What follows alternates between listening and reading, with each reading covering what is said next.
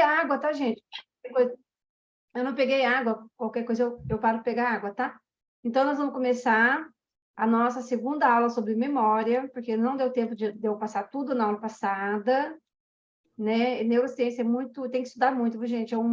É um tema bastante complexo, sabe? Tem que estudar muito, tem que ler muito sobre neurociência, né? Estudar bastante, para a gente entender bastante o cérebro do ser humano e da criança, né? Então, nós temos o desenho aqui, né, do nosso cérebro, tá? Nós temos o neocórtex, que é toda essa parte aqui azulzinha. Nós temos as funções intelectuais superiores, certo? Aonde acontece a parte aonde tem todo o nosso sistema límbico e o nosso córtex pré-frontal, onde nós temos todo o nosso sistema de planejamento, tá?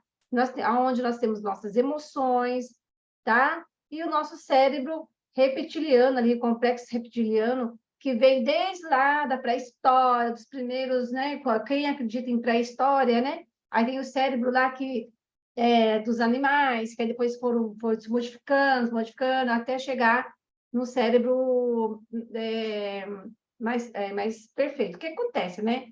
Todo ser humano, a maioria dos seres humanos nascem com inteligência. Tem os casos de crianças que nascem com deficiência intelectual, crianças autistas, assim, de Down, né? Porque alguma coisa aconteceu ali na formação do bebê, certo? Que prejudicou ali a parte intelectual dessa criança. Mas o ser humano, ele foi feito, o cérebro do ser humano foi feito para a nossa sobrevivência e também para adaptações ao meio ambiente. Então, conforme, né, quando existia lá os primeiros seres viventes, o nosso cérebro de hoje, ele é muito mais ativo, né, muito mais rápido nas informações. Por quê? Porque, assim, o ser humano, com o tempo, eles foram o quê? Desenvolvendo, né, as tecnologias. E para desenvolver essa tecnologia, eles foram cada vez mais se adaptando ao meio ambiente, novas conexões neuronais, novas aprendizagens, e essa aprendizagem vai passando para o outro, né? Então, por exemplo, quando o homem inventou a luz, inventou o carro, certo? Inventou a teoria da relatividade, o Albert Einstein, né? Tem o Savan da vida, né? Então, aí esse cérebro ele foi se modificando, foi cada vez se aperfeiçoando mais, até chegar nos dias de hoje. Então, a tendência é cada vez mais o cérebro do ser humano, cada vez se aperfeiçoar, cada vez mais. Quanto mais estuda, mais... hoje em dia, né? Eu creio, gente, que até, sabe, antigamente, em 1800, 1500, existiam muito mais cientistas do que hoje, né? Você vê o Broca, que descobriu a área de Broca, o Wernicke, que descobriu a área de Wernicke, tem os teóricos, né? O Dow, né? Por que é chamado síndrome de Down? Por causa do nome do sobrenome de quem descobriu a síndrome de Down. Então, hoje até a gente fala trissomia 21 ao invés de síndrome de Down, né? Porque a gente pega o nome do cientista que descobriu. Aí tem lá o cientista que descobriu o autismo. Então, assim, vão tendo pessoas, né, no mundo que vão descobrindo novos conhecimentos, que vão se adaptando, que vão passando novas informações, certo? Então, nós paramos, né, aqui, nós vamos falar hoje sobre a amígdala cerebral. A amígdala cerebral, que faz parte do sistema límbico, exerce papel importante na consolidação da memória, principalmente se a experiência emocional estiver envolvida. Olha só que importante, gente. Então, se você ensina né, eu tenho uma menininha, eu gosto de falar dos casos, né? Tem uma menininha que eu atendo lá no atendimento psicopedagógico, e ela, gente, já tem tanta dificuldade para ler, tanta dificuldade para ler e escrever, até no quarto aninho, né? E aí, só que eu sou apaixonada por ela. Você vê os desenhos dela, que coisa mais fofa. Acho que eu tirei foto do desenho dela, vou colocar no grupo. Hoje eu dei um ditadinho do texto, né? Do livro Galo Bicudo. Eu estou pensando até em formar um curso, gente, dessas técnicas que eu estou usando com as crianças, para estar alfabetizando as crianças de uma maneira rápida, fácil e lúdica, sabe? Então, eu estou pensando até formar um curso e passar todo o material que eu estou montando do livro. Já passei alguns no grupo, mas tem muito mais material, né? Que a criança aprende por repetição. E eu repetindo as informações de várias maneiras, as crianças vão aprendendo. Agora, aquela que não aprende mesmo, eu tenho 2 casos que eu ensino, não sabe o nome, não sabe o alfabeto, sabe? Não sabe o nome completo, não sabe que dia que hoje, que dia que foi ontem. Então, você vai pegando informações, não consegue manter uma conversa. Então, você já percebe que essa criança tem alguma dificuldade ali no sistema cerebral dela, uma possível deficiência intelectual, né? Então, só que mesmo a criança ter uma possível deficiência intelectual, muita dificuldade de aprendizagem, ela vai aprender por motivação, né? É a motivação que vai ajudar essa criança, certo? Então, é, então, a amígdala cerebral, que faz parte do sistema límbico, exerce papel importante na consolidação da memória. O que é consolidar? Né? É você tornar aquilo real para você, tá?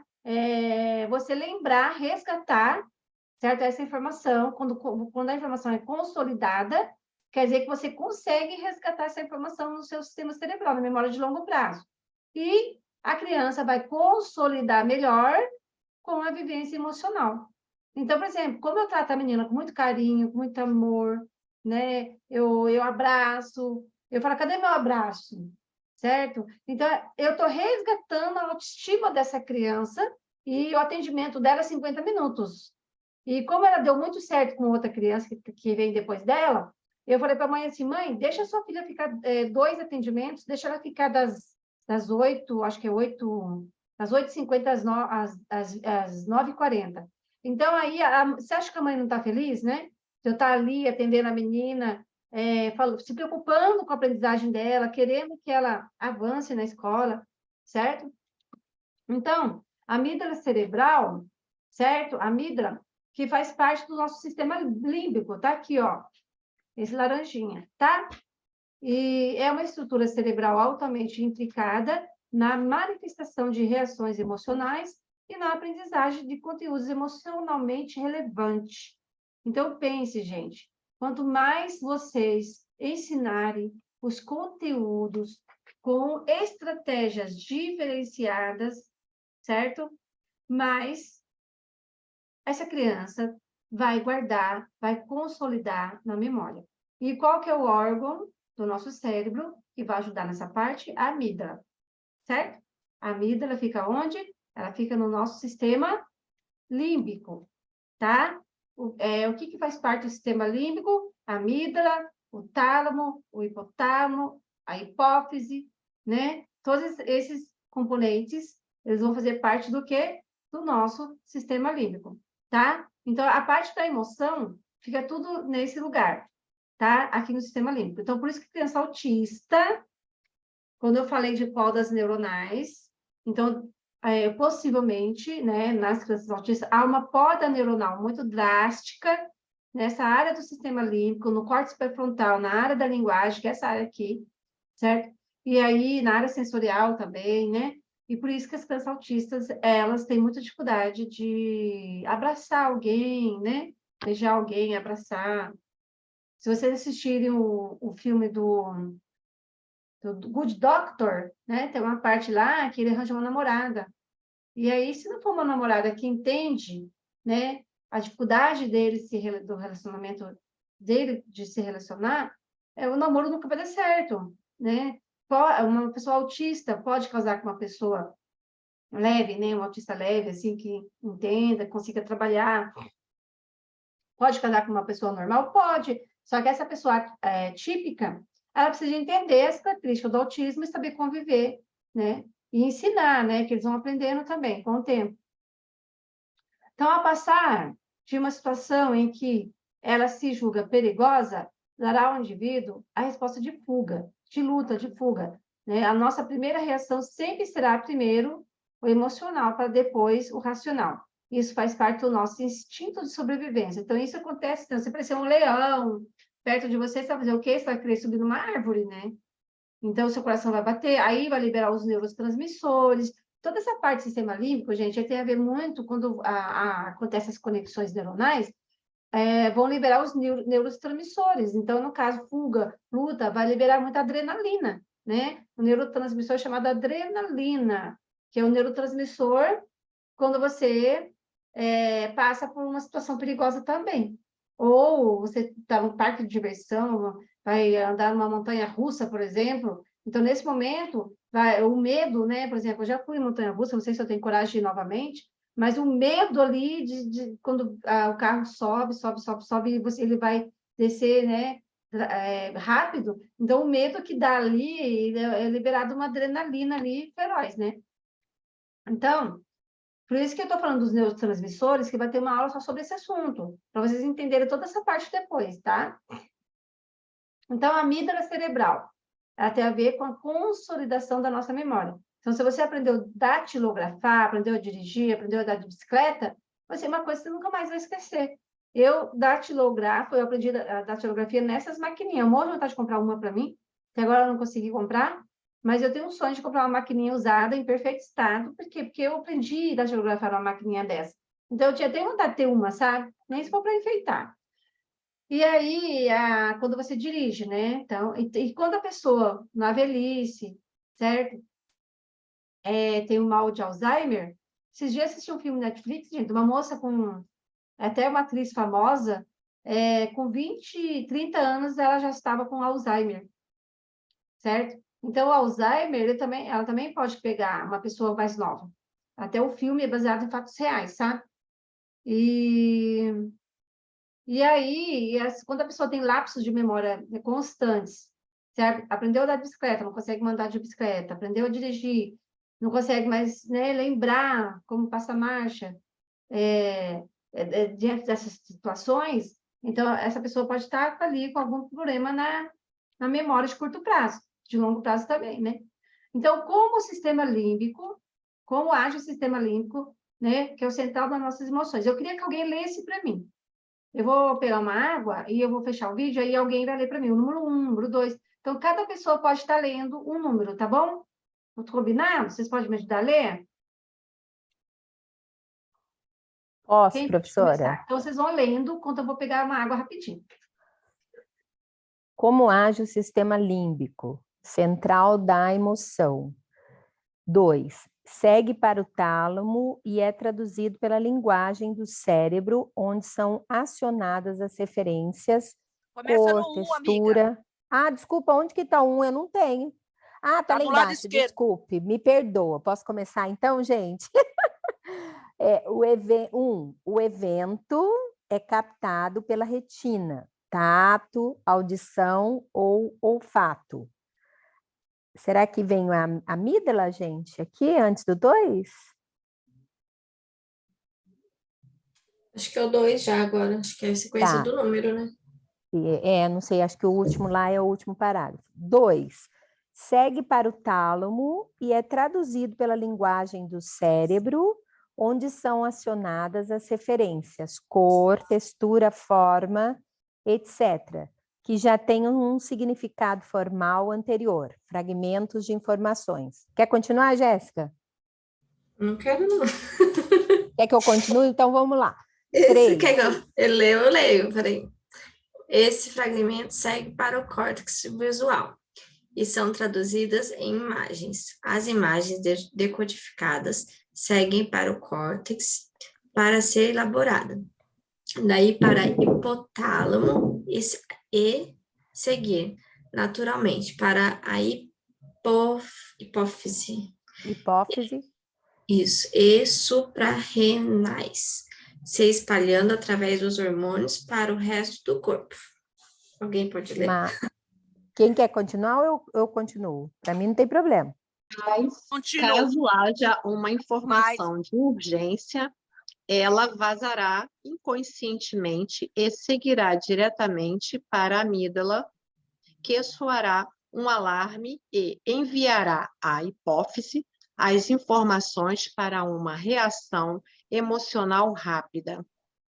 A amígdala aciona a hipófise diretamente, que dispara secreções hormonais e mobiliza os centros do movimento, além da produção de adrenalina ou cortisol pelas suprarrenais, dependendo da interpretação inconsciente da mensagem. E aí, o que vocês acharam? Magnífico esse funcionamento, viu, professora? Tá vendo como a gente tem que entender todo esse funcionamento para entender da criança? Para entender a criança, quando a criança tem uma dificuldade? Certo?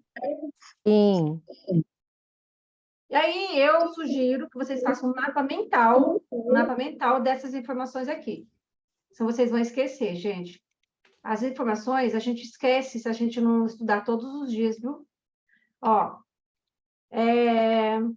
continuando aqui, tá? Memória, tá? Então, a memória. Nossa memória, ela serve para codificar, armazenar e recuperar. Lembra que eu falei ontem? Segunda, né? Então, codificar, para receber as informações. Armazenar ou reter informações. Recuperar as informações armazenadas. Então, codificar tudo. O que é essa codificação, né, gente? Essa codificação, ela vem desde lá do nosso córtex visual. A pessoa que enxerga, né?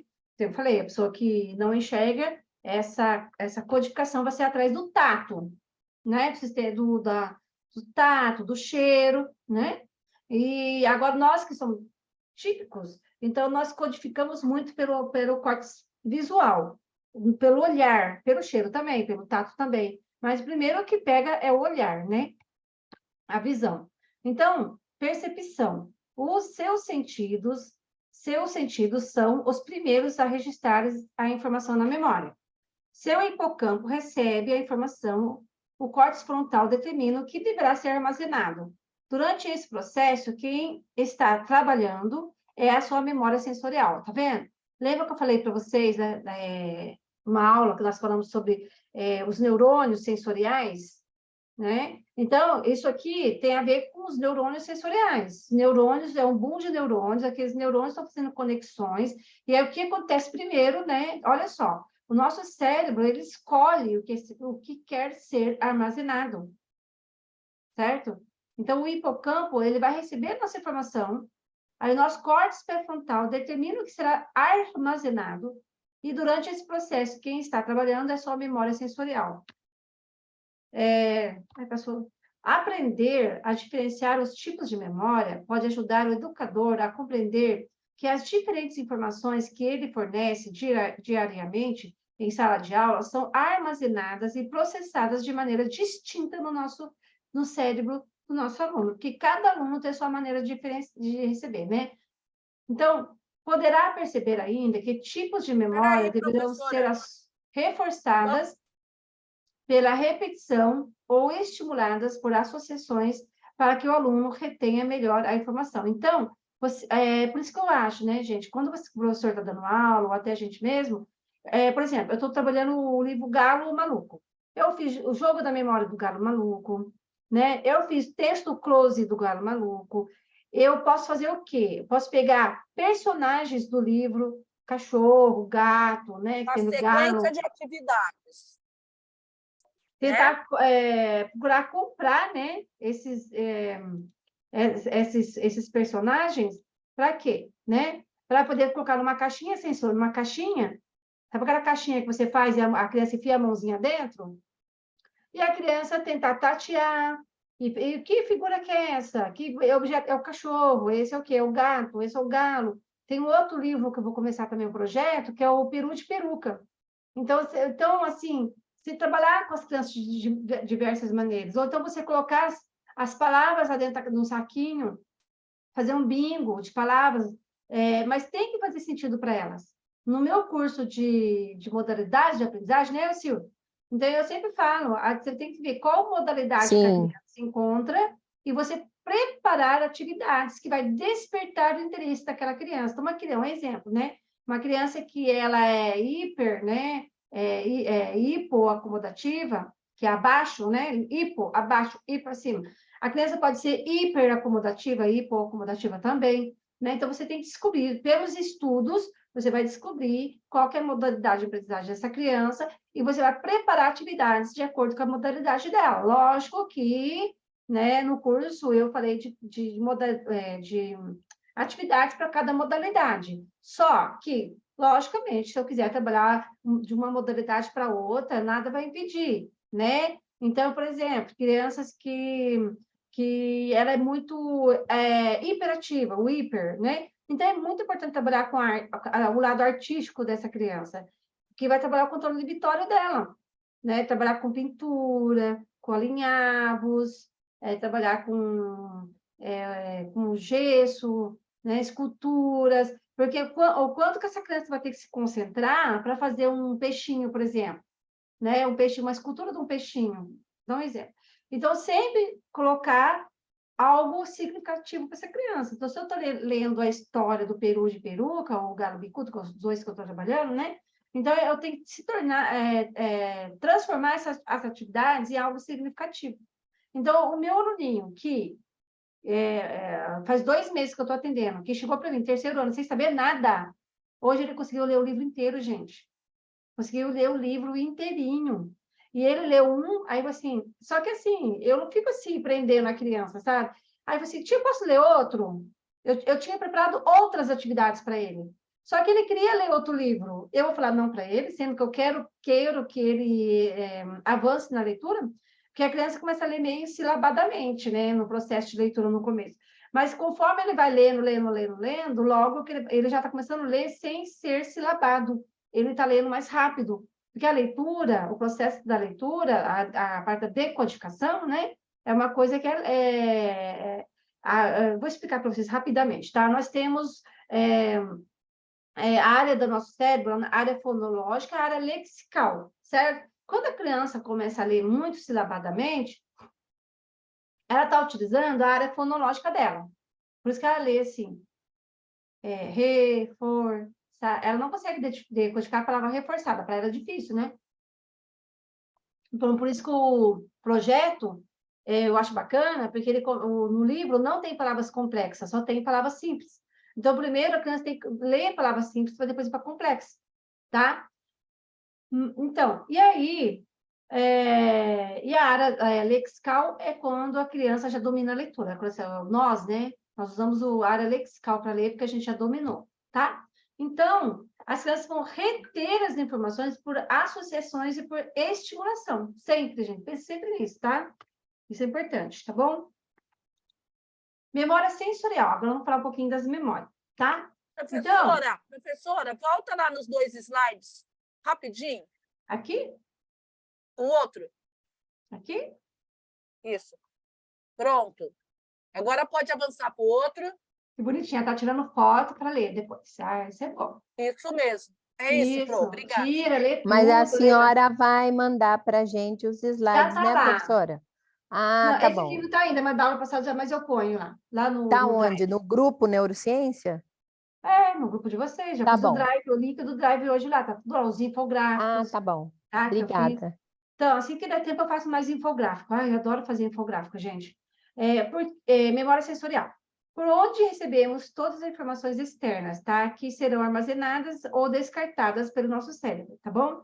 Até eu coloquei aqui, olha a imagem, né? Minhas imagens, gente, geralmente quando dá tempo, eu preparo aulas com as imagens que tem a ver com o conteúdo. Então, olha lá, tem o cérebro, né? Tem a língua, tem o dedo ali, que é o tato, tem o ouvido, tem o nariz, que é o cheiro, né? Tem o olho, e cada um está na região certa do cérebro, tá vendo? Então, a língua está na região do lobo ali, da área sensorial, né? Aí, o dedo também, área sensorial ali do cérebro, essa parte de cima. O olho, na visão, está no lobo occipital, o verdinho ali. O ouvido está na área temporal, tá? E o nariz ali, que olha só, o nariz ele pega toda a parte do córtex pré-frontal ali, certo? Que é o cheiro, o olfato, né? Então, olha só. Então, é o tipo de memória automática, tá? Nossa memória sensorial geralmente é automática, em que não depende do campo da consciência. Imediatamente após o estímulo ser percebido, o traço sensorial dura apenas alguns segundos para o sistema visual, memória icônica, tá? O que é? Memória icônica, quando eu falo de sistema visual, tá? Auditivo, é memória ecóica, tá? Então, pressão sentida, memória apática, e gosto e odor, tá bom? Então, nosso cérebro, a memória armazena e descarta também informações, tá? Tudo que não faz sentido para a nossa memória é descartado, tá? Memória sensorial, órgãos dos sentidos, né? Transformamos dados sensoriais em uma representação mental. Olha só, gente, que bacana, né? Então, por exemplo, se eu penso num copo, eu estou transformando aquela informação. Se eu pego no copo, né, exemplo, eu peguei na água, o copo está gelado. Essa água está gelada, tá, gente? Ó, toma um golinho. Olha, então, o meu órgão sensorial, coloquei a mão no copo já, senti que está gelado. Essa informação está gelado, ela enviou para onde? Para o meu córtex pré-frontal, certo? Como que eu sei que a água está gelada? Como que eu sei dessa informação? Primeiro, foi ensinado, né, com o tempo, desde pequeno, né? E essas informações, gelado, quente, frio, essas coisas a gente vai aprendendo automaticamente, automático, né? Conforme a gente vai crescendo, a gente vai aprendendo. Pela percepção, pelos órgãos dos sentidos, tá? Então, a memória sensorial representa a porta de entrada dos primeiros estímulos. Lembra lá que eu falei dos neurônios sensoriais? Então, lembra que eu falei do sistema nervoso central, sistema nervoso periférico? É para vocês entenderem tudo isso agora, gente. Então, tudo tem um porquê, tá? Tudo que eu ensinei lá no comecinho do curso é para vocês entenderem aqui. Quando vocês...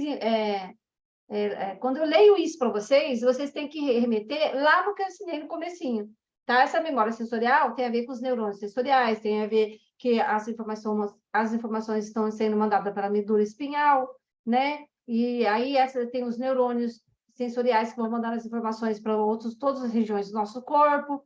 Então, vocês têm que remeter a isso, tá? Então, a memória sensorial representa a porta de entrada dos primeiros estímulos recebidos pelo cérebro, antes dele processar qualquer informação à nossa volta, tá? Ela está sempre trabalhando, seja consciente ou inconscientemente, ora como vigilante, outra como espectadora da própria mente, né? Então, se você colocar a mão em algo quente, por exemplo, você sabe que está quente, né? Ah, olha, Silvia, devemos assistir várias vezes as aulas para consolidarmos na memória. Isso aí, Silvia. É isso aí, viu? Isso aí. Isso eu já falo direto para vocês, né? Então, a memória sensorial é a retenção de informações percebidas pelos nossos 5 sentidos, antes deles serem processados em nossa memória de curto prazo. É responsável por prover os estímulos visuais, auditivos, táteis, olfativos, gustativos, certo? Para a nossa memória. Tá vendo como é importante, certo? A memória sensorial? A memória sensorial em nosso cérebro, ela representa áreas e terminações nervosas responsáveis pelos órgãos sensoriais e tem uma enorme velocidade. Mas, por outro lado, a retenção feita por ela tem curtíssima duração, apenas até que seus impulsos elétricos chegam até a memória de curto prazo, que posteriormente pode descartar ou não essa informação. Tá, gente? Deu para entender essa parte? Oi? Aí que entra a hiper e hipossensibilidade dos autistas? Isso, nessa memória sensorial, né? Muitos autistas são hipersensíveis e alguns são hipossensíveis, né?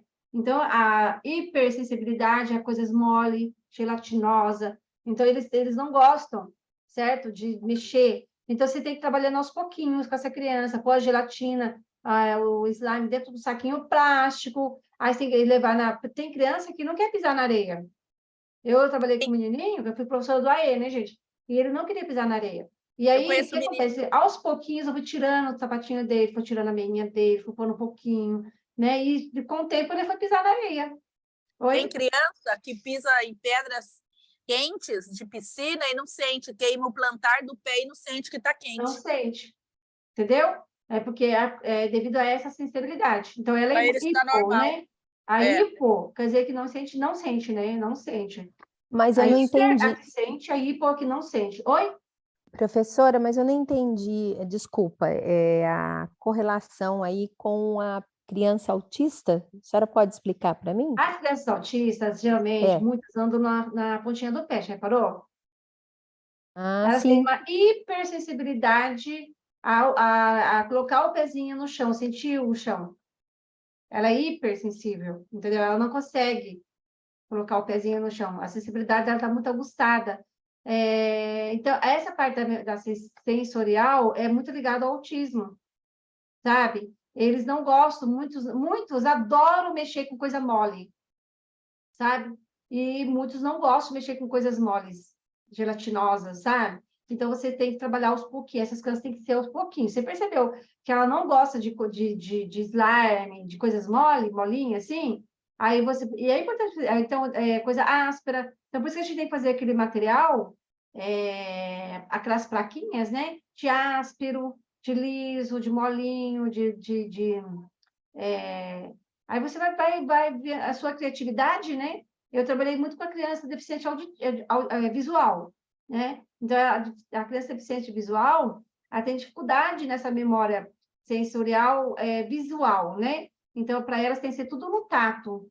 Então, você tem que preparar para elas atividades assim, jogo da memória de áspero com áspero, liso com liso, gelatinoso. Então, trabalhar assim, joguinho da memória, que vai estar trabalhando, ou caixinha de surpresa, que a criança põe a mãozinha lá dentro, vai pegando e vai sentindo. Então, elas são... essa parte sensorial dos autistas são muito... Você tem que perceber se ele é hipo ou é hipersensorial, entendeu? Aí você tem que ficar para poder percebendo buscar um professor. equilíbrio, né, professora? Isso. Aí, por Entendi. exemplo, a criança geralmente não quer pisar na areia, só que ela precisa pisar na areia. É importante ela sentir areia. Aí você vai aos pouquinhos com ela, vai ensinando aos pouquinhos, até ela conseguir um dia conseguir, entendeu? Então, a memória sensorial é um mecanismo automático de percepção e não faz processos cognitivos avançados. É rápido, é uma coisa rápida, é uma sensação, né? Então, ela é conhecida como uma memória de carregamento para o nosso cérebro processar informações dentro da memória de trabalho, que depois escolhe se envia ou não para a memória de longo prazo. Tá vendo aí? É um processo, gente, tá? Tudo é muito rápido, tá? Parece lento, mas não é. É rápido. Uma vez que a memória sensorial participa do processo de memorizar, os estímulos sensoriais percebidos por nós percorrem as redes neuronais. São processados e, no momento de serem estimulados novamente, percorre o mesmo caminho que se formou. Então, o cheiro do café, por exemplo, né? Quando passa o café, na hora você já sabe que é café que está passando.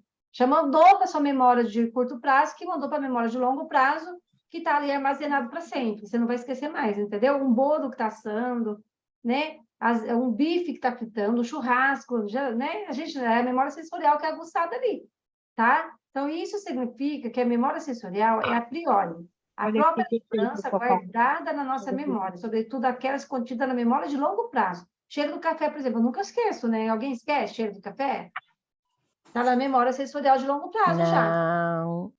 Né? A senhora fala em café, já dá vontade de comer. Não pode tomar um café.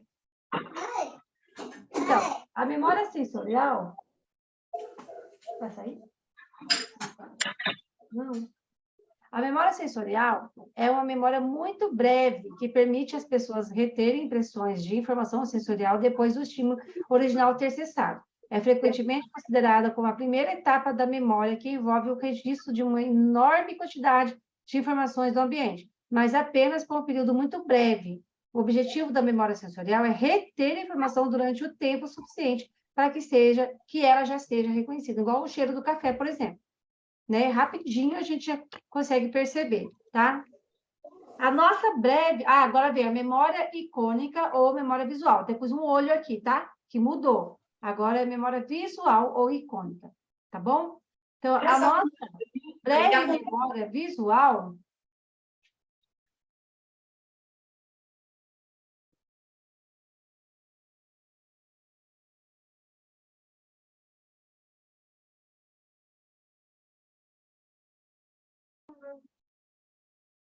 Só um pouquinho, gente.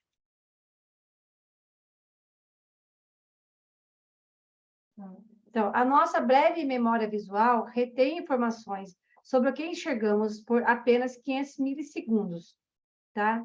O tempo suficiente para seu impulso elétrico persistir no lobo hospital, local onde é armazenada a nossa memória sensorial, do que vemos, tá bom?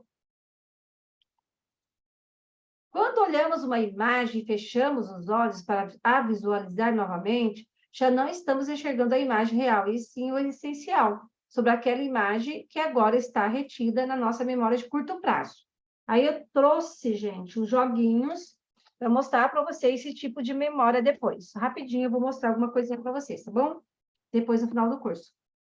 A memória icônica ou memória visual, quando falamos sobre memória icônica, nós podemos confundir com a memória fotográfica ou memória eidética, que é a capacidade de memorizar coisas que vemos com perfeição. Um exemplo de memória sensorial e icônica sendo utilizada acontece quando acordamos durante a noite e acendemos uma luz da casa. Quando voltamos a apagar a luz, alguns traços visuais continuam na nossa visão. E essa é a nossa memória icônica funcionando. Olha só, né? Já aconteceu isso com vocês? Comigo já. Aí nós temos a memória icônica, a memória visual, né? Eu preparei as atividades para vocês, eu vou ver se eu acho aqui para explicar, né? E essa aqui é uma atividade que eu montei aqui para vocês, tá? Então, leia atentamente as 30 palavras abaixo e após 1 minuto, tente repeti-las. Deixa passar mais 10 minutos e veja de quantas palavras ainda recorda. Depois verifique o seu score final, tá? Então, vocês vão ler para mim, vou dar 1 minuto. Alguém marca 1 minuto aí, por favor? Quem marca para mim 1 minuto? Estamos marcando. Marca aí. Então, eu vou tirar 1 minutinho, vocês lendo as 30 palavrinhas. Lê aí. Pode ler baixinho mesmo.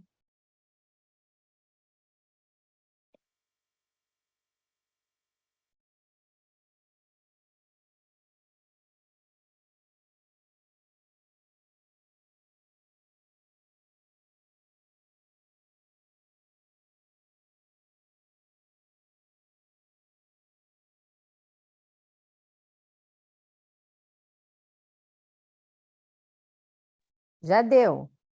Deu? Tá. Agora aí vocês vão marcar daqui para frente 10 minutos para mim, tá bom? Ó. 10?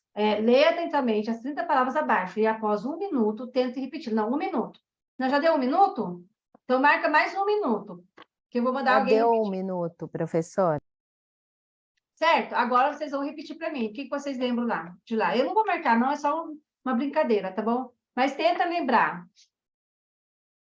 Faz o seguinte, alguém tira foto para mim? Alguém tira foto dessa aula aqui, desse slide. Tiraram? Peraí. Agora ela vai falar. Professora, pode ser. Alguém vai falar e vocês vão contar quantas palavras a pessoa acertou, tá bom? Tá? Pode ser? Então vai. Quem que vai falar? Silvia. Escolhi a Silvia. Silvia, fala aí. Quantas palavras você lembra? Espera só 1 minutinho, professora. Ah, tá. Posso Sem falar? olhar, hein? Não vale olhar. Não, E alguém vai não tô. corrigindo. Alguém vai olhando e corrigindo. Ou então vai escrevendo rapidinho o que ela falar. Pedagogia, abóbora, flauta, violão, batata, couve, paletó, cebola. Eu não lembro mais nada porque eu estava marcando o tempo. Bastante, foi 8.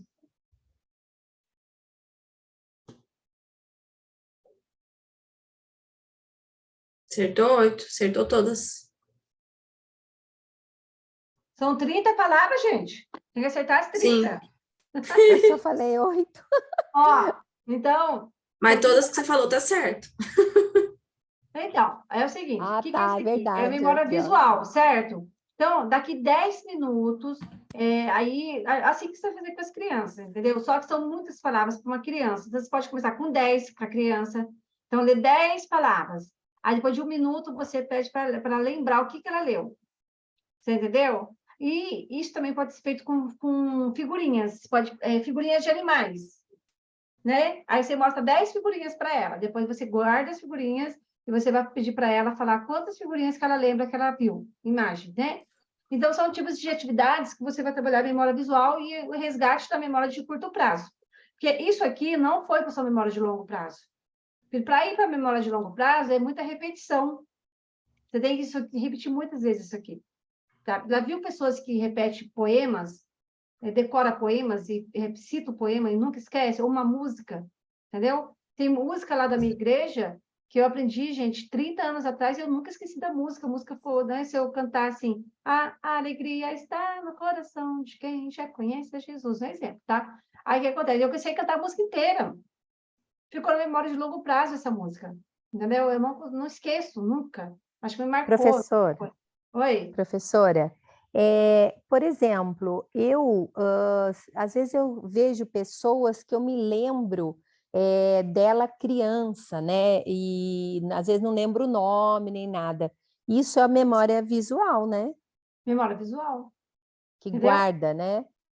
Que guarda endereço, né? O endereço que você vai, uma cidade, né? Ó, agora a memória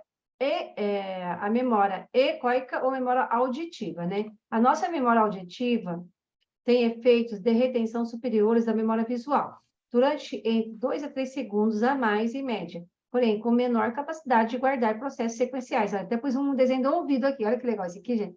Esses estímulos auditivos são percebidos pelo lobo temporal.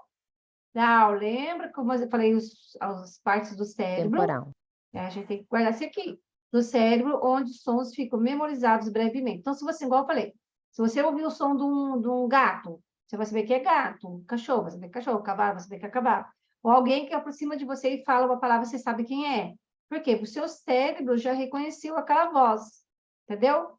Após os efeitos dos impulsos elétricos em nossa rede neuronais, a memória de curto prazo terá novamente papel de tornar o que ouvimos memorizando ou não. Um exemplo de memória sensorial egóica em ação está quando ouvimos o nome de uma pessoa e solicitamos que ela repita seu nome novamente.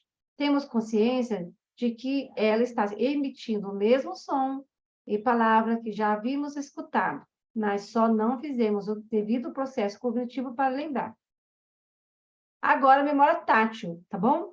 Nosso cérebro está coberto por receptores táteis, o que nos dá sensibilidade sobre o que tocamos, né? Temperatura, textura, forma e inúmeras outras percepções externas. Lembra que eu falei para vocês? Os autistas, né?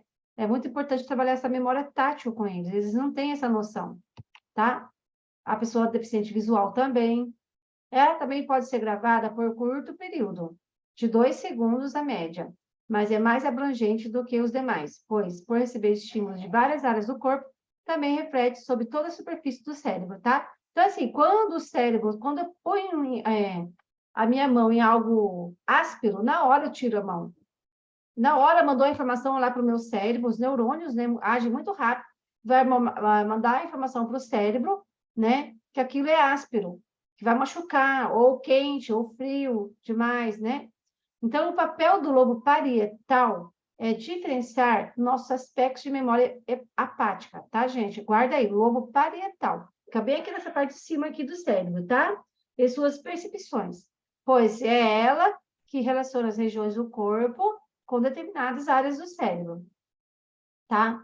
Pela alta complexidade, a memória apática não é tão bem estudada até o momento, mas podemos entender bem sua função ao longo da vida. A sensação de ter tocado numa tomada e levar choque quando criança nos garante ter vivenciado a experiência de seu perigo para sempre. Nunca mais pôr o dedo na tomada, né? Olha a cara do mocinho ali. Aí nós temos a memória visual, né? É memória visual. Isso que eu peguei do livro aqui, gente. Espera aí.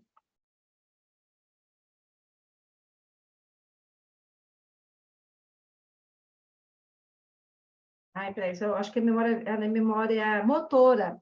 Isso é memória motora. Até coloquei essa atividade aí, para vocês pegaram um exemplo de atividade de memória motora, tá? É motora.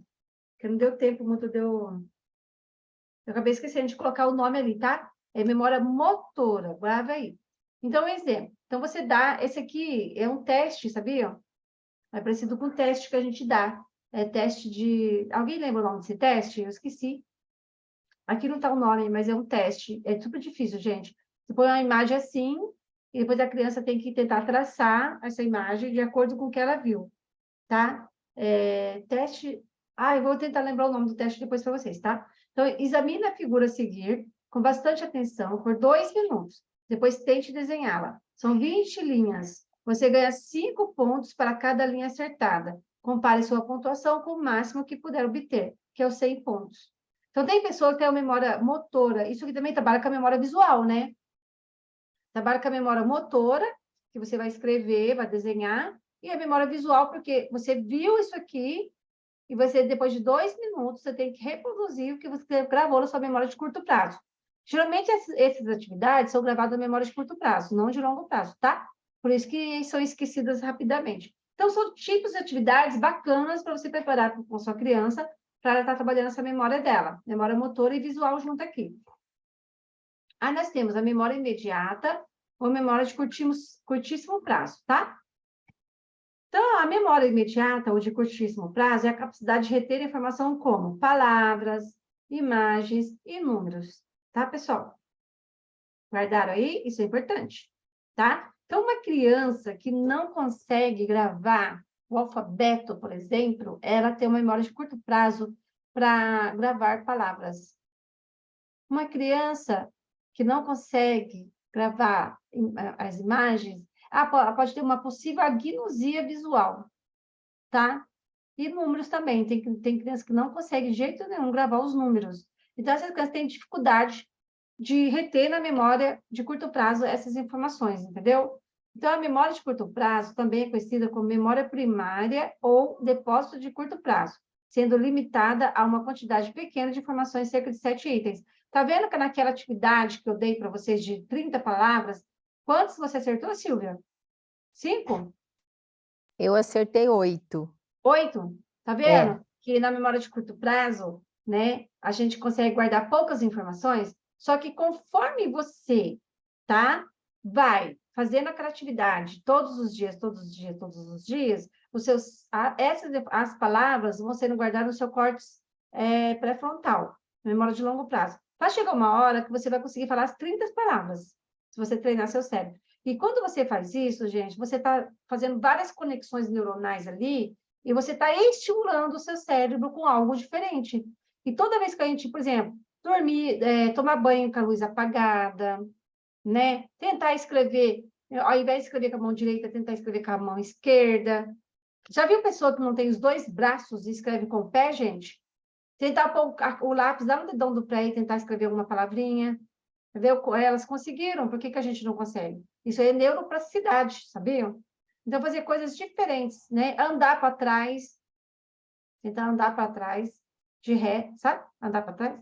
Aí, imagina, o esforço que o nosso cérebro tem que fazer para andar do contrário. Fazer coisas do contrário. Isso aí chama neuróbica.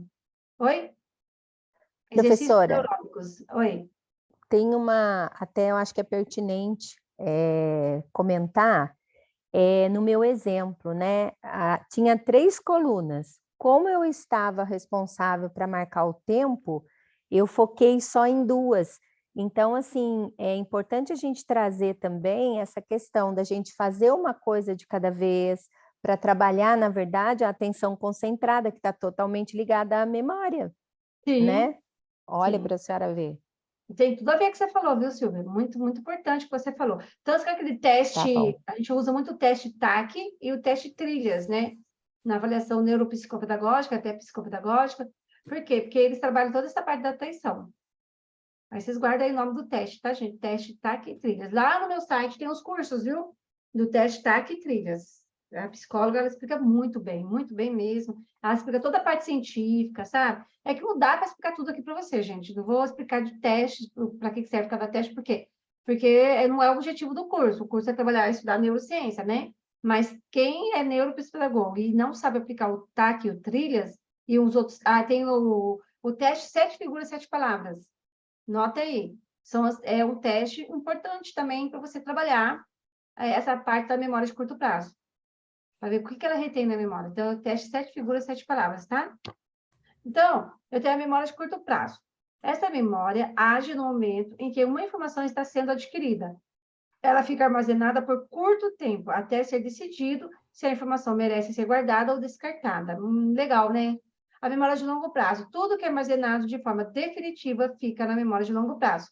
Para que isso aconteça, é necessário uma informação de curto prazo ser transformada em longo prazo. Então, por que gente, ó, eu vou lançar o curso Aula Dada, Aula Estudada. E no curso Aula Dada, Aula Estudada, fala de tudo isso aqui também.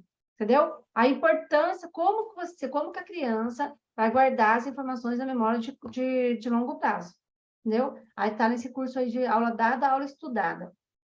Então, olha só. Então, tudo que é importante para o nosso cérebro, que se tornou significativo, vai para a memória de curto prazo, Se é significativo para o cérebro, fica no cérebro. Se não é significativo, é jogado fora. O cérebro joga fora. E, geralmente, na hora que nós dormimos, tá? Essa lixeira, essa limpeza que o cérebro faz, é no momento do sono, viu, gente? Quando a gente dorme, tá?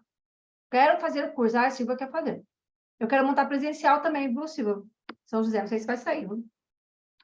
Aí, memória de curto prazo e de longo prazo. Para gravar um número de telefone para uma ligação imediata, o cérebro precisa da memória de curto prazo. Mas, para gravar o mesmo número para fazer ligações futuras, ele dependerá da memória de longo prazo. Então, já viram assim? Olha só, a importância da nossa memória de curto prazo, gente. Porque, assim, já viram assim que a gente tem que recuperar a senha? Né? Eles mandam recuperar a senha, aí manda lá no nosso celular, né? O número, eles mandam geralmente 4 números, a 5 números. Por quê? Porque cientificamente sabe-se que a gente não consegue guardar 6, 7 números de uma vez, né? A gente consegue guardar no máximo 5, 6, né? Na memória de curto prazo. Por exemplo, eu comprei um celular novo, com número no telefone novo.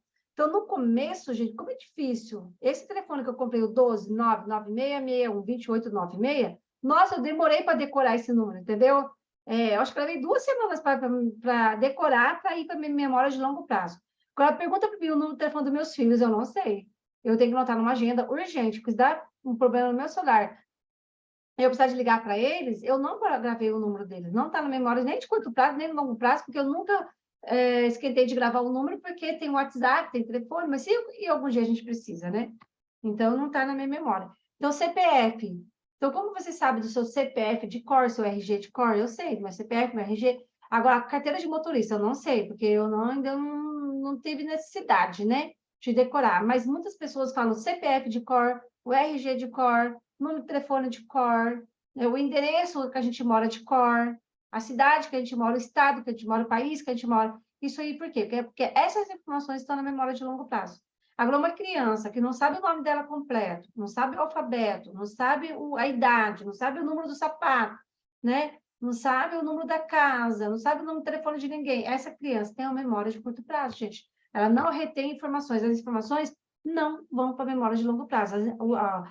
Não é difícil, né? É por isso que existe, né, a deficiência intelectual, por isso que existe o neuropsicólogo, que ele faz toda essa avaliação, né, para detectar qual o QI dessa criança. Se ela tem QI 70, que o QI normal é 99 para 100, né?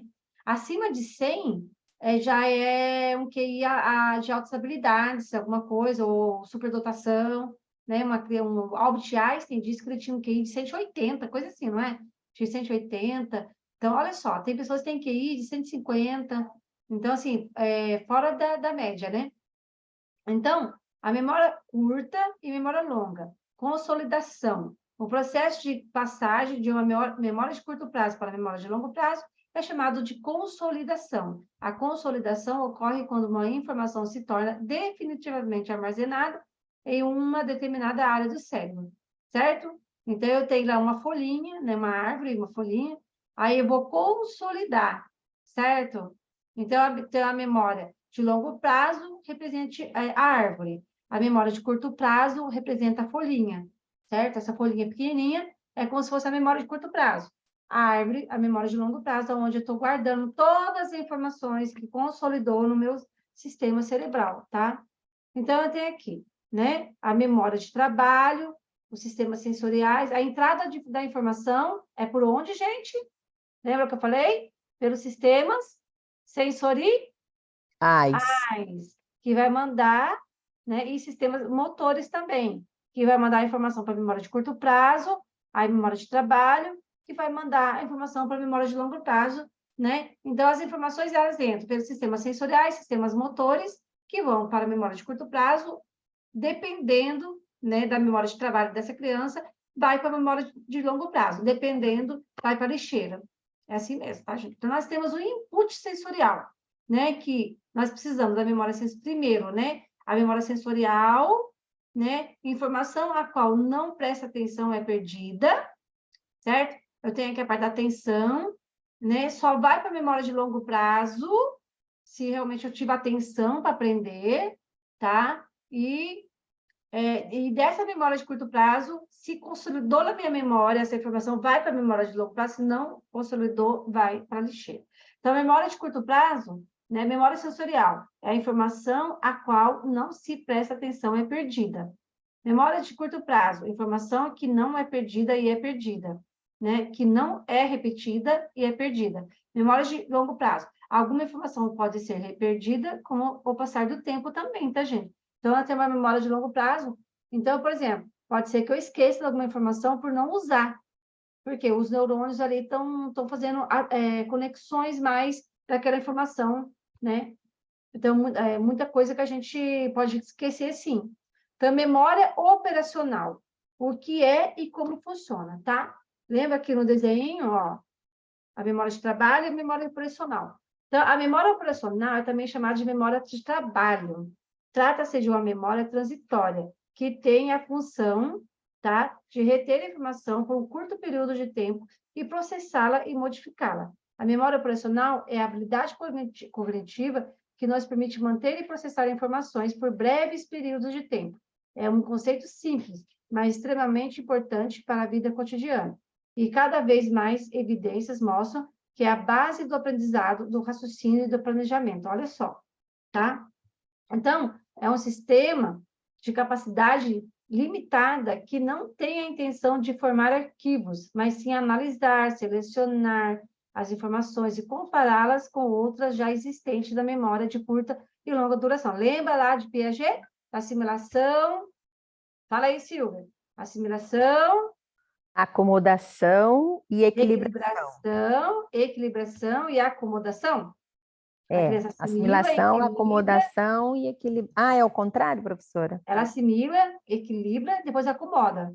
Ah, Aí ela tá. pode ter um desequilíbrio ali. Quando tem um desequilíbrio, quer dizer que a aprendizagem dela está oscilando, tá? Ou ela é hipo Certo. ou assimilativa, certo? Então, então tem a ver ali, né? Essa memória tem a ver muito ali com também Vygotsky, que é o real, potencial e proximal, certo?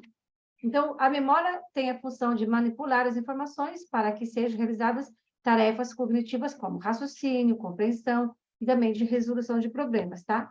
Raciocinar, compreender e resolver problemas é possível graças à disponibilidade temporária das informações. Então, ela fica lá na memória de curto prazo, primeiro, tá?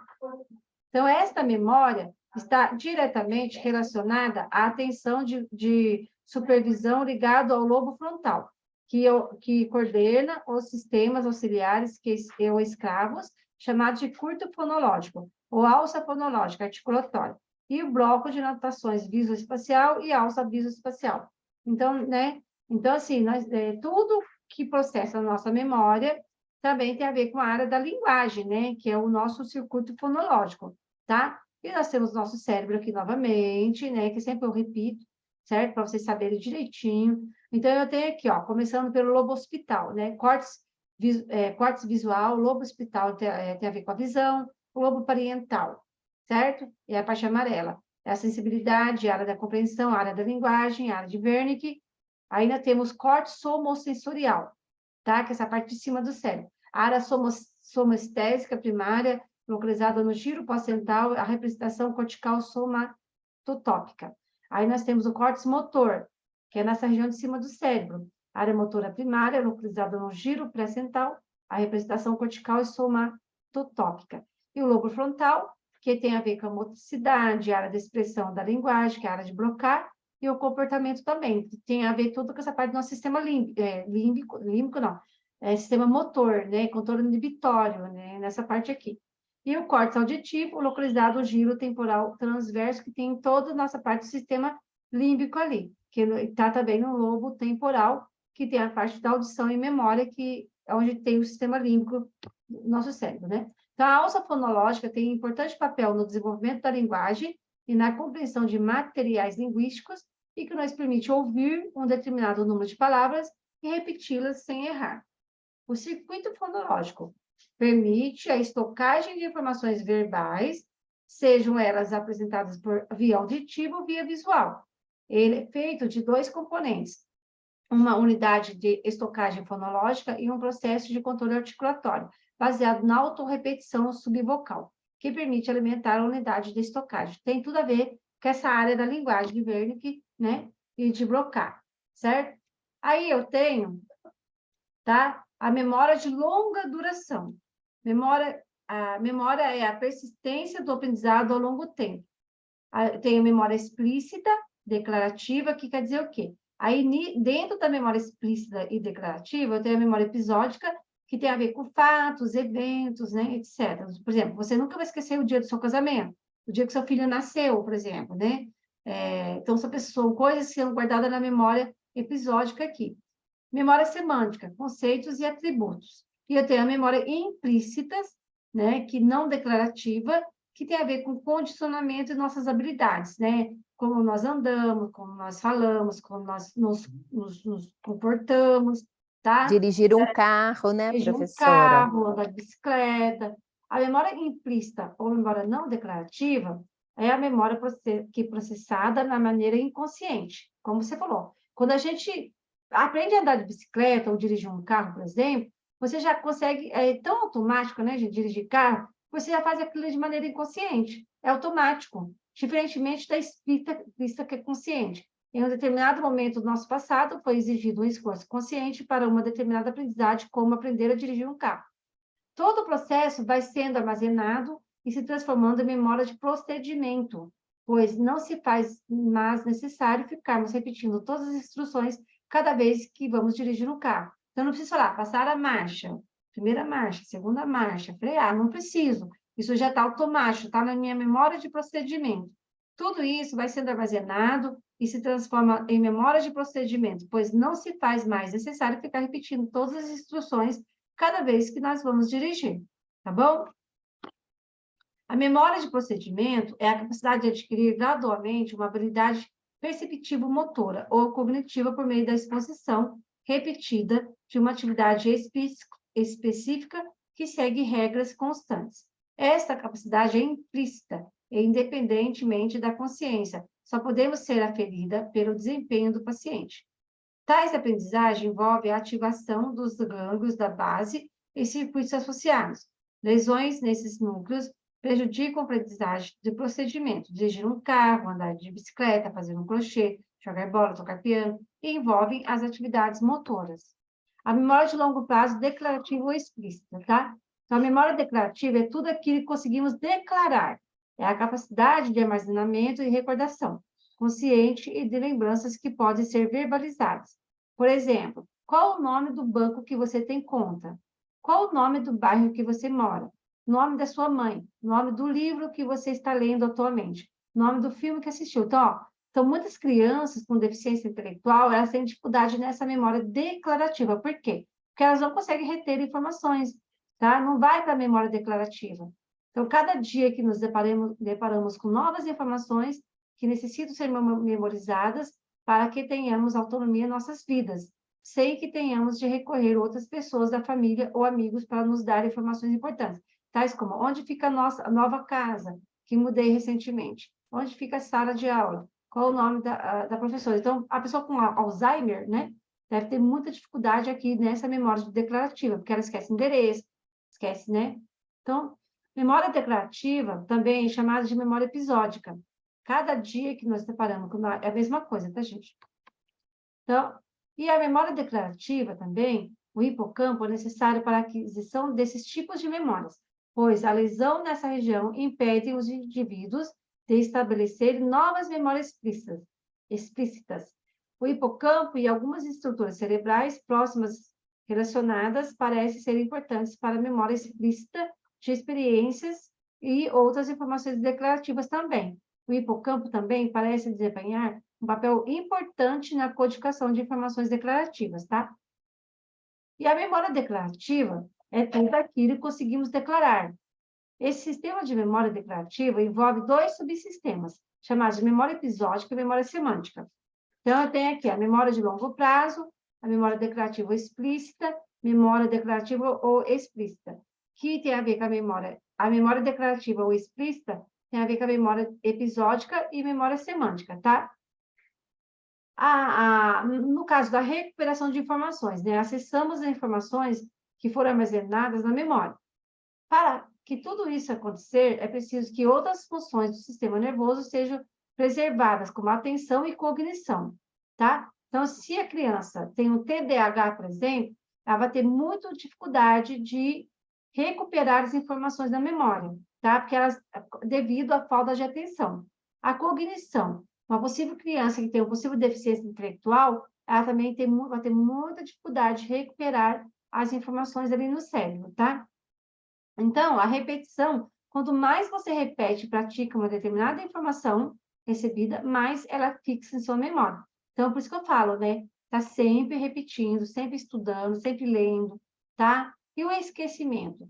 Todas as informações que você não utiliza ou não possui nenhum significado para você são descartadas. Aí tem um post aqui, né? Como funciona a curva do esquecimento. Então, eu tenho assim, ó, 42% das informações são perdidas depois de 20 minutos, tá? Por exemplo, tudo que eu falei para vocês hoje aqui, se vocês não lerem todos os dias, estudarem bastante, depois de 20 minutos, 40% das informações são perdidas. Depois de 1 hora, 56% das informações são perdidas. E depois de 30 dias, 80% das informações são perdidas. Então, por isso que o mapa, eu tenho um curso, né, que ensina a estudar com mapas mentais, e esse estudo com mapa mental é repetição. Então, por isso que você, lendo o mapa mental todos os dias, você consegue, depois de 30 dias, né, todos os dias, você vai conseguir recuperar essas informações da memória. E a pessoa que não estuda, que não vê nunca mais aquela informação, é mais difícil de recuperar, tá? Quando eu falo em curva do esquecimento, quando estudamos algum assunto, a matéria de um edital, por exemplo, retemos imediatamente 100% de conteúdo estudado na nossa memória, considerando que se estudar corretamente o assunto e se assimilar as informações da matéria.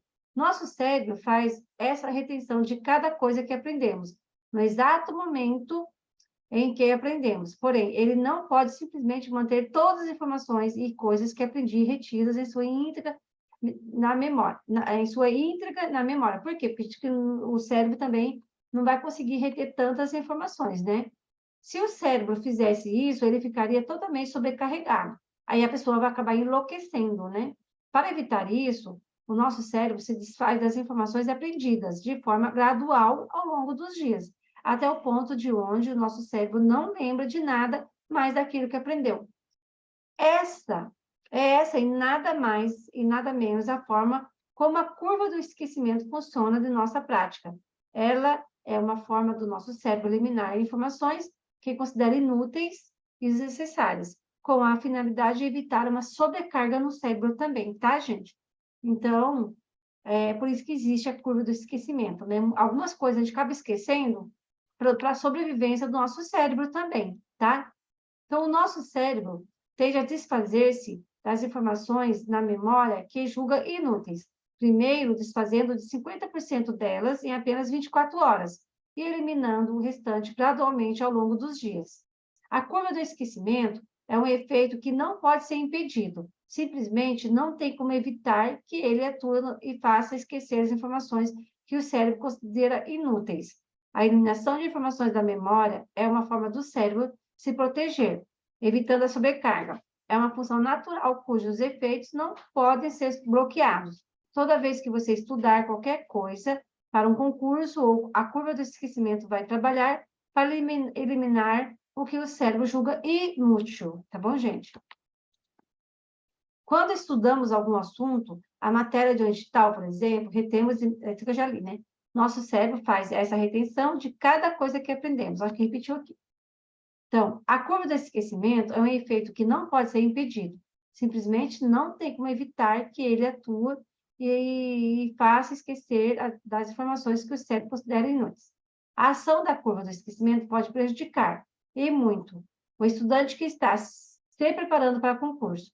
E, em muitos casos, ele pode ser o fator principal de uma nota ruim e incapaz de aprovar no concurso. Por quê, gente? Porque, assim, nosso sistema de educação, certo? O que acontece, né? Não ensina o aluno a estudar todos os dias aquele assunto. O aluno estuda hoje para a prova de amanhã. E ele tira um 10 na prova. Só que se algum dia precisar dessa informação de hoje, ele não consegue não reter a informação por 24 horas. no máximo. Não foi para a memória de longo prazo. E se algum dia ele precisar dessa informação, ele não consegue recuperar na memória de longo prazo, porque ele estudou só um dia. Para você reter a informação, você tem que estudar todos os dias. Tá? É o hábito de estudo, né, professora? E o nosso sistema de estudo, ele é falido por isso. Já começa a isso aí, não ensinar, a gente começa pela família, que a família precisa ensinar essa criança a estudar todos os dias os conteúdos. É aquilo lá que eu falei, estuda A hoje, amanhã A mais B. Depois da manhã, A mais B mais C. A mais B mais C mais D. Quando aprendeu bem o A, aí elimina o A e acrescenta uma letra. Aprendeu A e B, elimina e acrescenta. Por quê? Porque já consolidou, né? Repetição espaçada. O que é? Como fazer? Você tem dificuldade de guardar na memória os conteúdos que estuda? Pois saiba que, para que o seu cérebro armazene um determinado assunto, é preciso que ele seja revisto diversas vezes. Quem descobriu isso foi o filósofo alemão Hermann Ebbinghaus, junto com os estudos sobre a curva do esquecimento. Segundo o estudioso, é preciso que uma informação seja reprisada com regularidade no nosso cérebro para que ela seja lembrada, estudar todo dia aquela informação. A curva do esquecimento, né? Em poucas palavras, tá? A teoria da curva do esquecimento de Hermann resumiu que a nossa memória funciona da seguinte forma, né? É o que eu coloquei lá, né? 20 minutos, né? Esquece 42% do que aprendeu.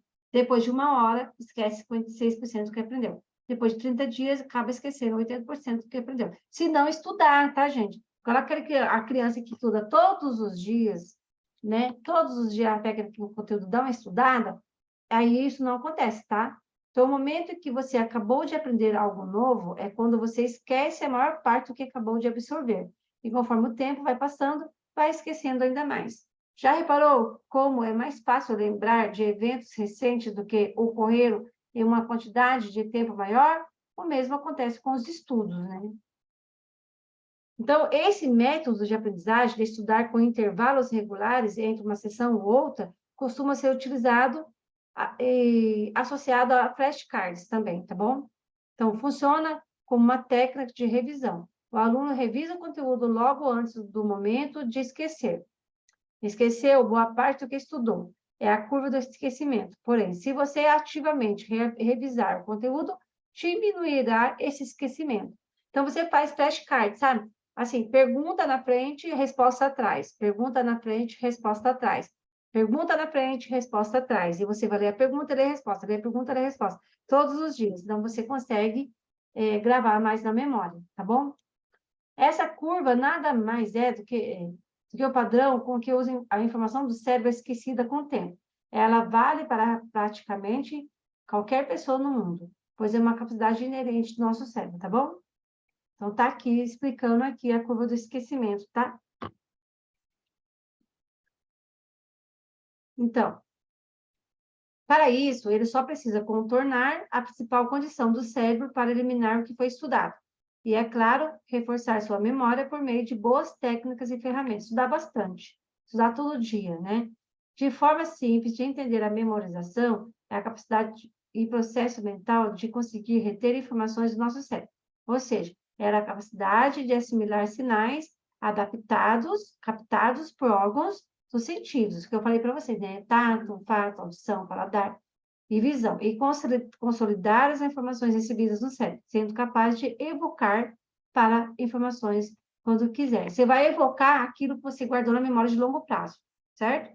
Em relação aos estudos, a memorização pode ser entendida como a habilidade do aluno de reter o conhecimento estudado.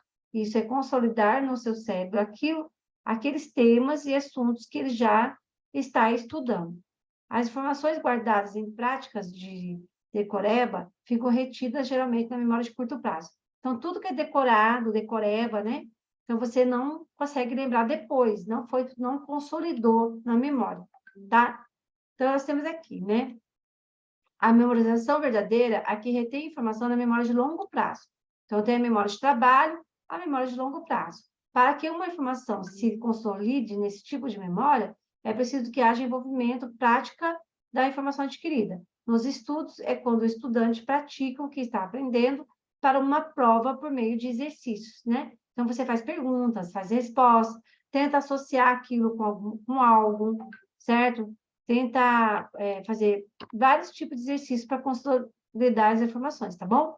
Então, a neurociência comprova que conseguimos nos lembrar de 90% do que fazemos na prática. Assim, ao praticar o conhecimento adquirido, facilitamos nossa consolidação na memória de longo prazo. O seu uso posterior em uma prova, e isso não é nada mais que o processo da verdadeira memorização dos estudos. Então, conheça agora algumas formas de como memorizar melhor, tá? Então, tem lá, dormir bem, tá? Para ajudar. A consolidação da memória de longo prazo acontece durante o sono.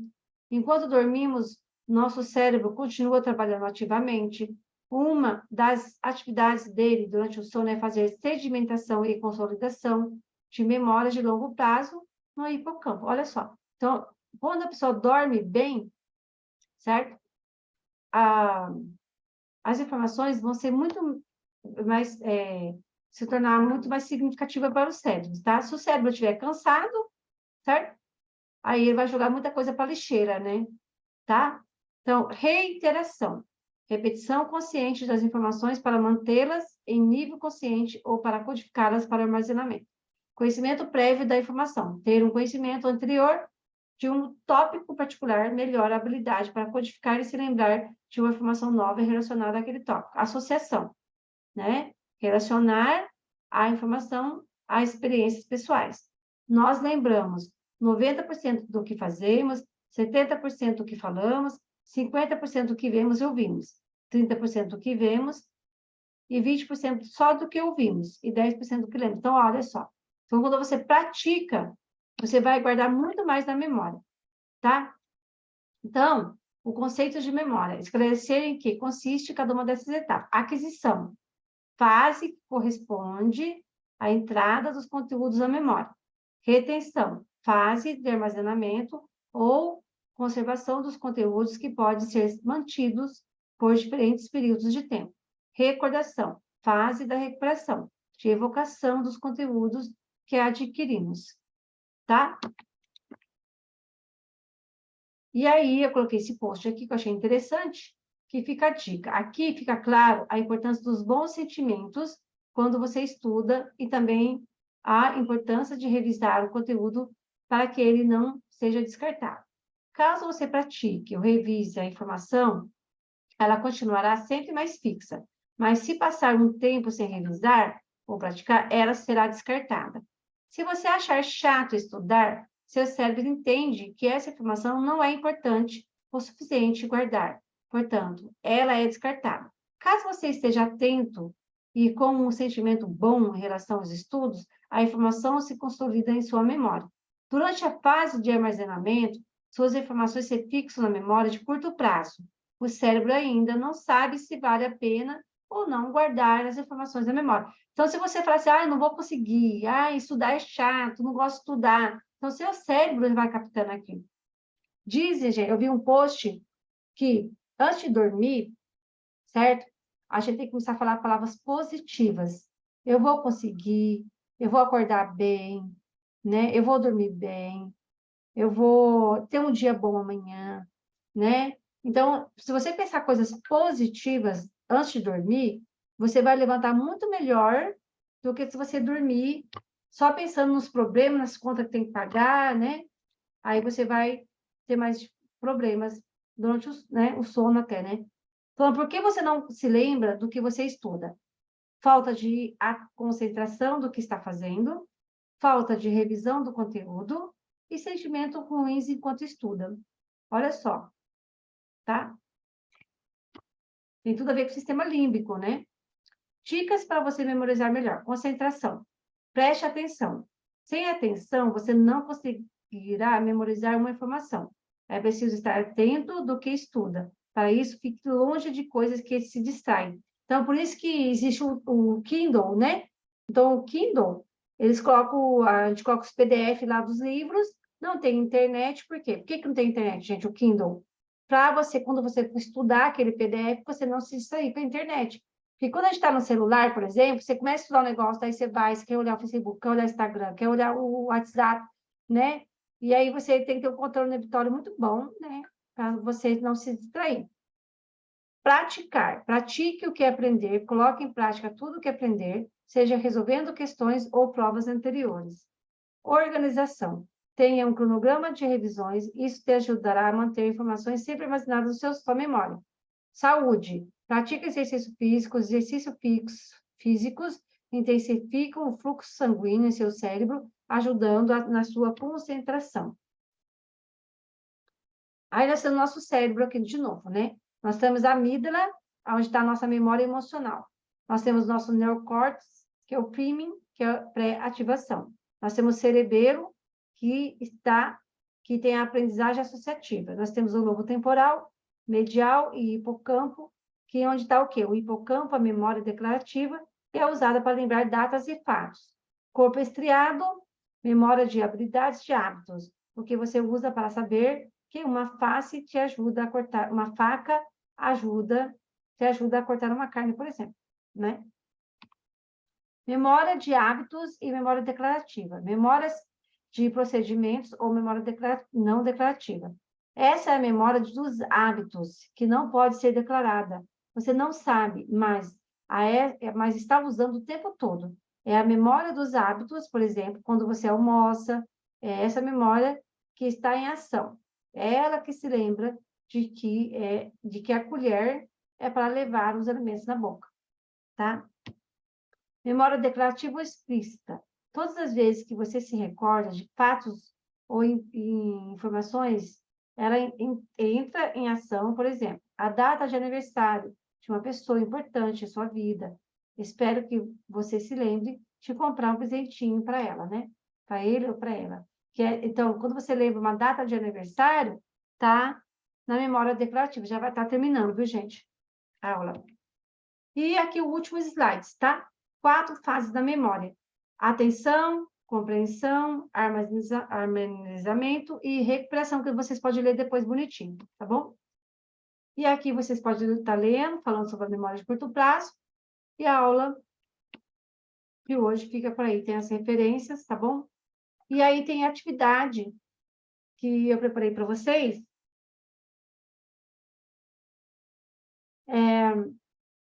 Que eu vou ver se eu acho aqui no Drive. Eu vou dar um pause. Gravar para passarmos atividades, pessoal.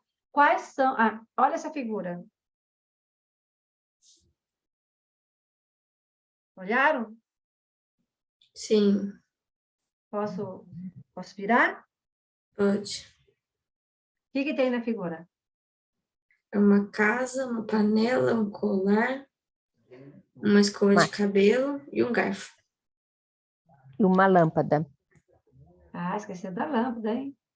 Muito bem. Não vi? Cadê a lâmpada? A memória Tá no meio. É? Tem que usar. Você se Tá perde. Então, assim, Você gente, tem estou dando que usar, dicas de é diferente. atividades. Você se perde. Você tem que pôr tudo aí. na agenda. Ai, meu Deus. Tem que cortar o microfone. Eu não vou nem lembrar. Eu quero ver se você vai lembrar de estudar para a prova. Peraí. A Cleide está chamando a atenção de alguém lá. Eu vou apagar aqui, ó. Apagar da Cleide. Então, vai, ó. Tá, olha mais esse aqui para mim. Tá olhando?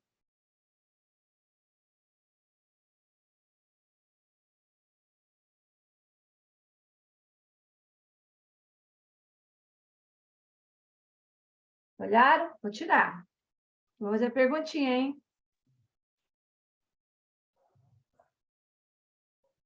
A perguntinha. Quais são as formas e suas cores? E eu só sei a forma. A cor eu não decorei, não. Coração, bola. Coração, círculo, né? bola. Triângulo. Círculo, né? Pentágono, retângulo, quadrado.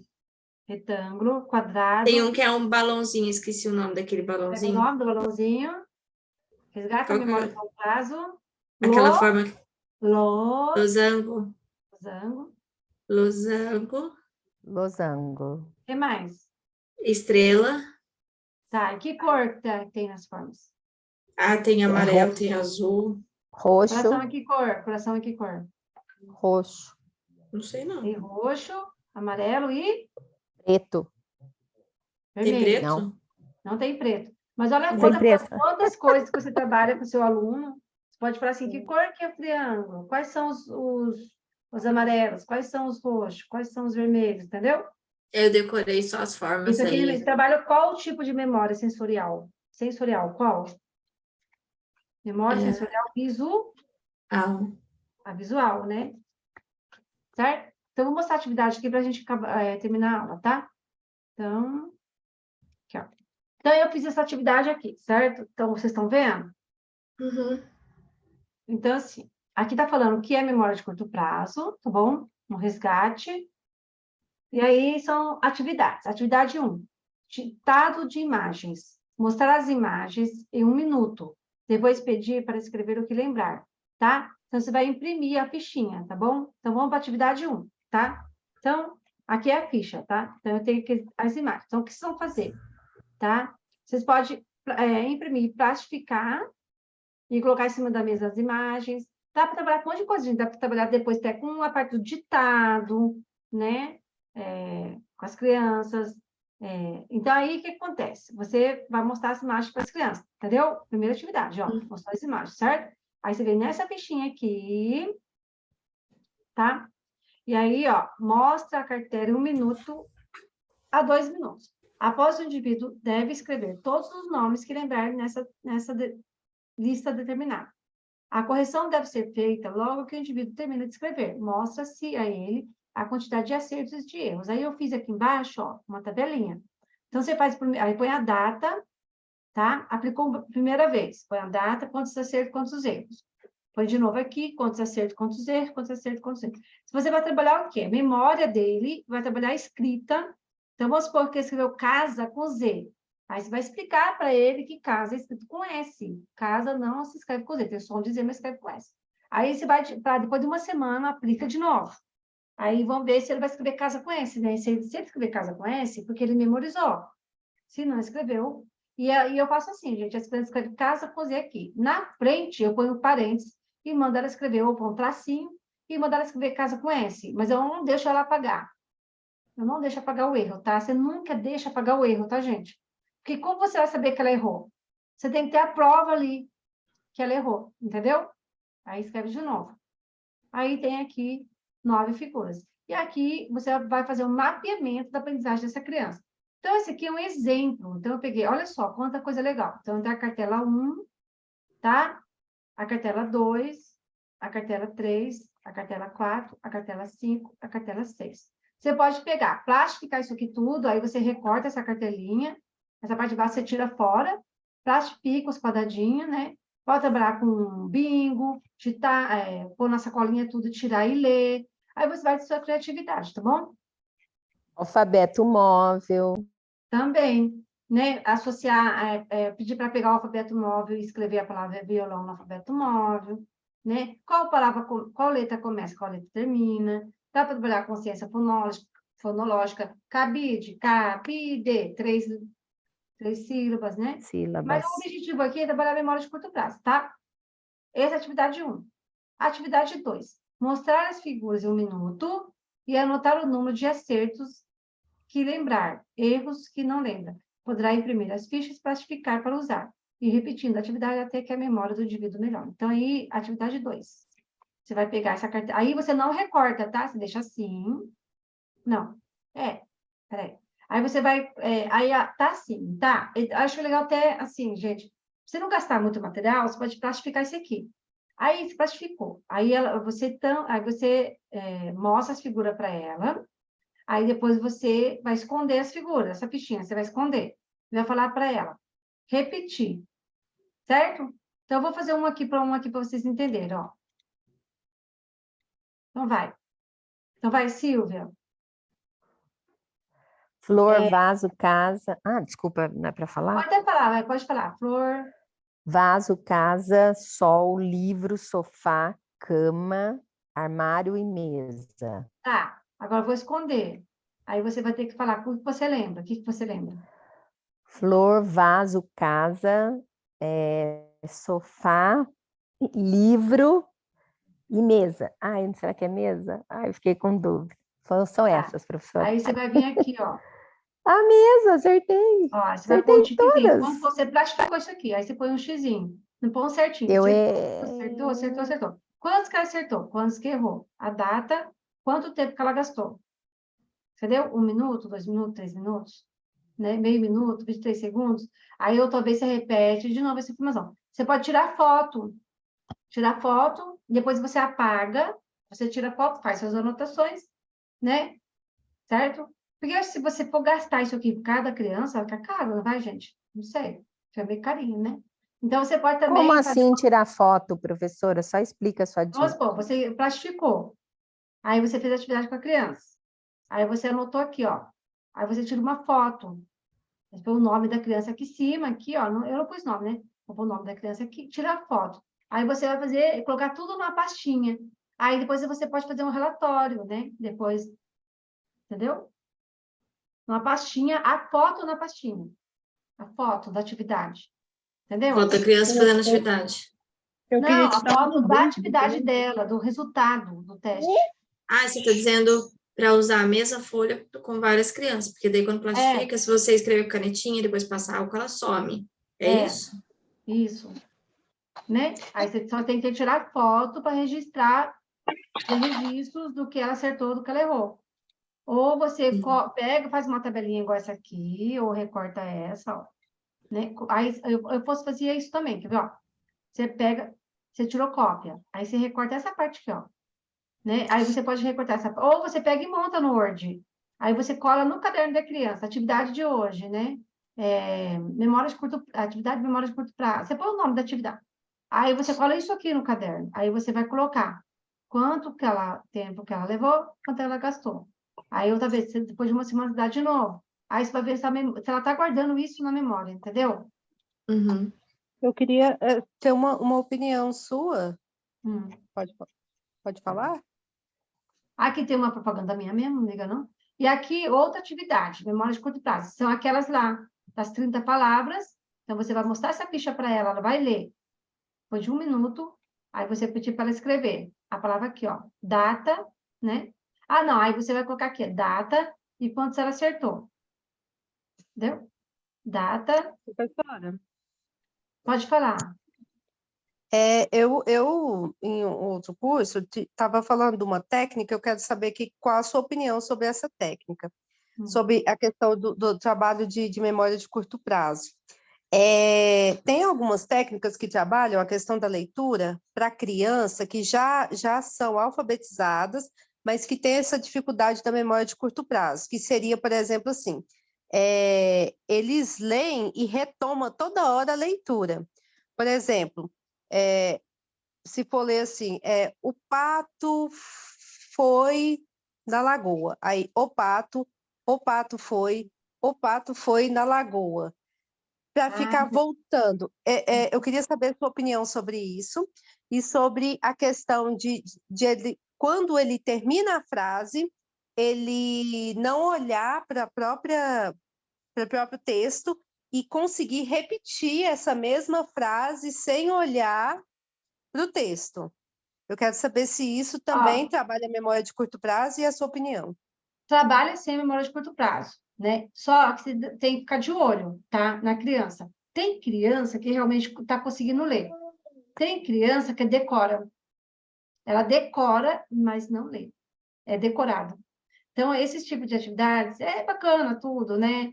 Mas por exemplo, eu estou com uma menininha lá comigo, que eu estou trabalhando no livro do Galo Bicudo, né? Do Galo Maluco. E aí eu percebo que ela está decorando as palavras, ela não consegue ler, não consegue ler de jeito nenhum.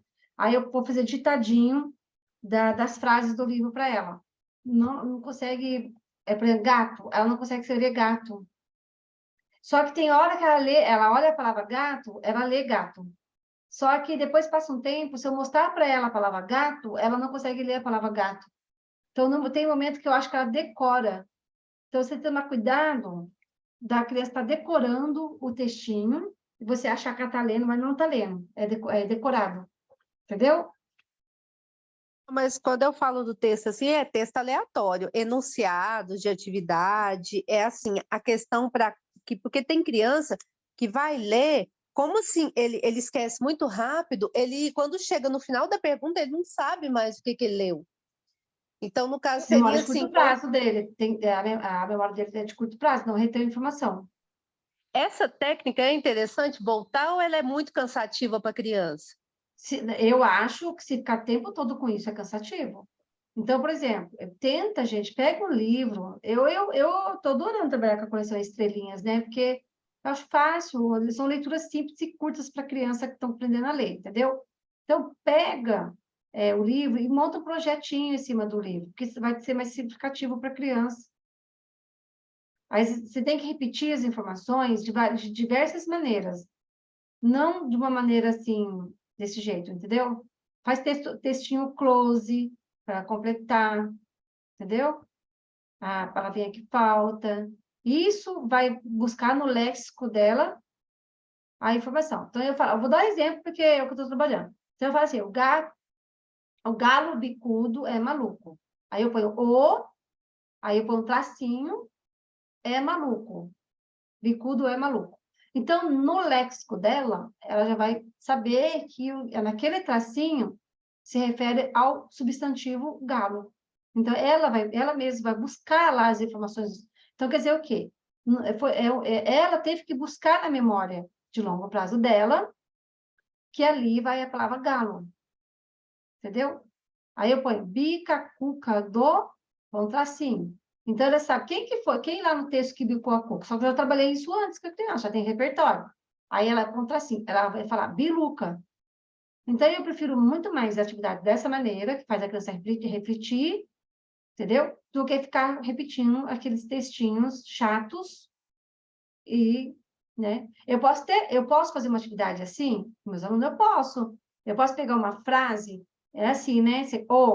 Embaixo, o galo, embaixo, o galo maluco. Na quarta frase, o galo maluco é bicudo. É super interessante. Só que você diversifica as atividades, entendeu? Se você ficar com esses textinhos o tempo todo com isso, a criança vai, daqui a pouco, ela não quer mais saber de estudar. É cansativo. Eu acho que o Kumon é desse jeito, né? A técnica do Kumon. Eu acho que é assim. Eu tenho até dó da criança, mas gasta o maior dinheirão para a criança ficar lá repetindo ali as palavras, né? Então, tenta usar a sua criatividade, o seu cérebro, entendeu, gente? Tudo que eu monto lá com meus alunos, eu tento buscar de uma maneira que vou diversificar aquela leitura de maneiras diferentes, entendeu? Não fico só numa coisa. Eu acho que se ficar nesses textos o tempo todo só com esse tipo de texto é cansativo, tem que variar. A criança vai aprender pela emoção, não por força. Entendeu? Por repetição também. Mas a repetição tem que ser diversificada. Para associação, associar a palavra com a imagem. E você tem que diversificar as atividades. Dá uma cruzadinha, pega um livro, monta um projetinho em cima desse livro, põe cruzadinha, texto close, põe a imagem do galo, por exemplo, e 2 tracinhos, para escrever galo, letra inicial, letra final, entendeu? Aí você vai trabalhar. Deixa eu mostrar as caixinhas aqui. Essa aqui é a caixinha memória. Eu indico comprar, é muito boa, que eu passei algumas atividades para vocês. Guardaram aí? Oi, professora, não está aparecendo. Ué, Está aqui na memória de curto prazo ainda. desculpa. Não sei o que aconteceu agora. Então, atividade, né, gente? Você Atividade. está gravando ainda? Você está gravando ainda? Eu vou parar de gravar agora. Para de gravar. Isso. Cadê? A senhora saiu, professora. Eu estou aqui. Tá. Essas caixinhas, eu tenho um monte aqui, professora, também, dessas caixinhas. Eu gosto Põe delas. foto lá. E essa aqui, ó. Eu tenho um monte dessas caixinhas. Ginástica de Pronto. memória. Essa é legal. A senhora conhece essas, ó? Tira e põe sílabas, ó. Eu tenho essas, ó. Cadê? Ixi, Não dá para ver? E que acontece? A senhora mutou aí, professora. Não sei. Eu não mudei, Aqui. não. Ó. Não. Não dá. Eu mexi no meu. Eu tenho tira e põe sílabas, qual Põe não foto lá no perfeito. grupo. Eu tenho um monte, tá na minha página do Instagram. Eu tenho um monte, ginástica cerebral, eu tenho Eu monte tenho de esse também. coleção. Tem um Eu monte tenho, de eu coleção. A gente gasta dinheiro, né, gente? Aqui é Ó, professora, cerebral, esse é bom.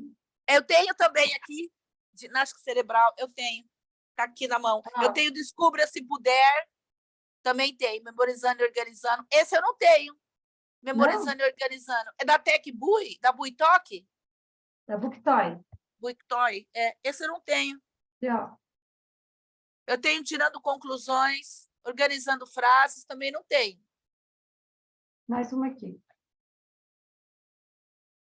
Tem um que é caixinha preta. A senhora já viu aquele novo da caixinha preta? Não, esse não. O Que Está Estranho também é bom. Nossa, tem muitos bons. Põe a foto lá no grupo, se é uma coisa legal que eu não tenho, eu vou comprar também. Põe as fotos do seu também, o que não tem eu vou comprar. Vou pôr. Tá. Eu ponho amanhã, tá bom? Tá. Gente, Professora, olha, espero que vocês tenham deixa eu gostado falar da uma aula. coisa. Né? Dá licença. Eu tô com problema. A professora pediu para um aluno para ler o livro Alto da Compadecida no 6º ano. Deu 1 mês para a turma ler o livro. Você acredita? 1 mês. Sem, como é que eu falo? Desfazendo. Eu falo que é desfazendo. Não é normal um negócio desse. Preciso até falar com a professora de português. Das crianças que estão em inclusão. Da criança que é inclusão, que não tem condições de ler o livro. Porque esse livro, eu tenho que pegar esse livro, eu tenho que ler esse livro, ou pegar o resumo desse